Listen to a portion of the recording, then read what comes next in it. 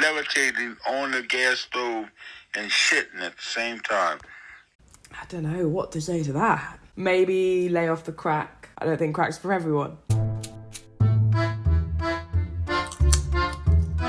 Hello everyone. So, you guys have been submitting your responses to my Instagram. The question was, what's the most disrespectful thing a guest has ever done in your house? The responses were, they were not good. And I'm here to fix your problems.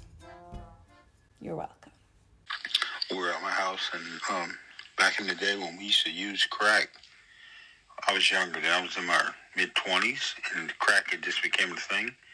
And I had this dude over to the house that I knew my whole life, right? So he took a hit on a crack pipe, and he balanced himself without even understanding. Like, he was like, his legs were in the air, his ass was on the top of the gas stove, and his back was leaning toward the gas stove.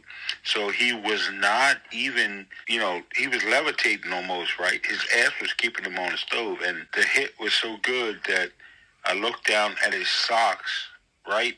At his feet. There was shit running down his leg, down past his socks, down to his shoes because of that hit he got off the crack pipe. He was levitating on the gas stove and shitting at the same time. It was disgusting. Okay. I don't know what to say to that. Your friend comes over to your house. It's during the crack era. Everyone does crack. He's doing crack, sat on the stove backwards, and his feet are in the air. Crack does that. If you've seen the crackheads outside with the rats, what they're training those rats to do shows that crackheads have superpowers. So yeah, you're in the kitchen, guy has a hit on the crack pipe, he's levitating on the stove. He then shits himself, and it's running down his socks, it's running down his shoes onto the floor. That's obviously the craziest thing that I've ever heard relating to things that people have done in your house. I'm not really sure what to say about it. Maybe lay off the crack. The crack's clearly not doing what it did for the crackheads that I've seen. I don't think crack's for everyone. That's what I would say as my advice. Yeah. At a house party, someone stole 2 different pairs of shoes but only took the left shoes of both. Okay, it is funny. I've heard a story like this before, so I think that it might be like quite a common thing that people do. In this situation, you invite someone over to your house, but then that person decides not only to steal some of your shoes, which in itself is quite bizarre because chances are those shoes are going to be pretty well worn. I don't know if I want to be stealing someone's like well-worn shoes. But then that isn't even really the case, is it? Because it's not like they're stealing a full pair. They're stealing only the left of 2 pairs. They can't even wear them. That person that did that to you hates you. Because no one's benefiting from this scenario unless this person has 2 literal left feet. But then even if they did have 2 left feet, they have odd shoes on. It's all getting a bit too much. I'm logging out. Dug his ass then rubbed his shit chips on the couch. What? Dug his ass then rubbed his shit chips on the couch. That's it. I'm just joking. So this person invited a man to their house. He proceeds to then, in front of this man, rub his asshole with his fingers, which in itself, as an act, mental. And instead of it coming out clean, there's shit in his fingers, and he decides not to be unbelievably embarrassed, humiliated, and want to end it all. He's like, let me wipe it on the couch. That's the thought process of a very sane, logical man. I don't want to victim blame, you know what I mean? But for the person that allowed this man in your house, surely there were warning signs. No? He hasn't done this before? No? I don't believe it. I literally can't get over that. That's absolutely insane. The fact that you have shit chips is like crazy, but you had them on your fingers and you wiped them on the couch? What's going on? Bang a load of Mandy, then hours later, piss all over the floor.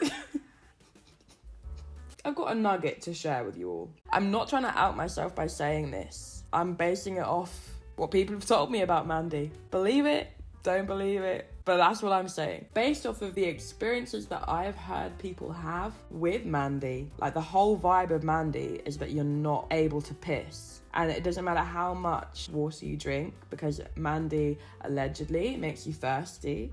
Allegedly. So this person's even more of a maniac than we initially thought. That's as clear as day to me. So basically what you've done is you've invited an alien into your home and they've pissed all over your floor, which is like a double disrespect in a way.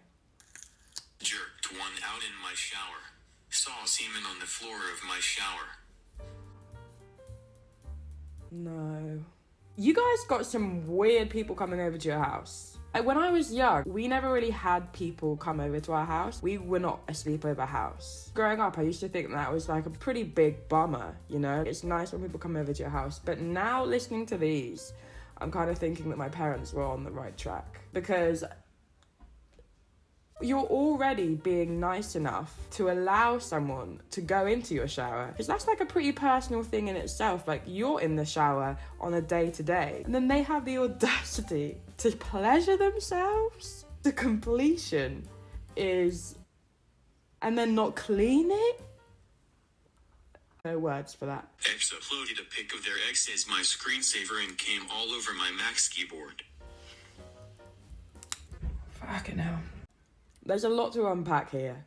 Were they your ex while they were doing this? There's no way that your boyfriend would do that. But then, why would your ex-boyfriend have access to your Mac? Maybe they thought that your laptop was actually their laptop, but the fact that they came all over the keyboard adds a million other different dimensions to this story. It's going back to just men feeling like they should ejaculate in like unacceptable locations, I guess. The shower was bad enough, but a Mac keyboard, it's not even like it's a Lenovo. Macs are actually extremely expensive. You shouldn't be letting this ex anywhere near your keyboard ever again. Block. So we have the last one now. Puked in the washing machine and didn't tell me. My sense of smell is really bad. Mom found it.